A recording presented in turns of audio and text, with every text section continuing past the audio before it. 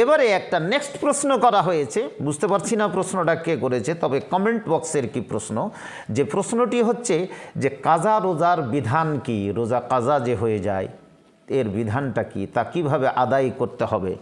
প্রিয় দর্শক ও শ্রোতা মণ্ডলী, এই প্রশ্নের উত্তর হচ্ছে, তার জবাব হচ্ছে, যদি কোনো রোজাদারের যদি বিশেষ কোনো কারণে যদি রোজা ছুটে যায়, তাহলে পরবর্তী রমজান আসার আগে আগে যেই সময়টাকে সহজ মনে করবে, যেটা মুনাসিব মনে করবে, তার জন্য যেটা শিডিউল বা সুইটেবল টাইম মনে হবে, সেই টাইমটাকে উপযুক্ত মনে করে সে রোজা আদায় করবে, কাজা রোজা আদায় করবে। এবং আর এই কাজা আদায় করা তার জন্য কি অপরিহার্য,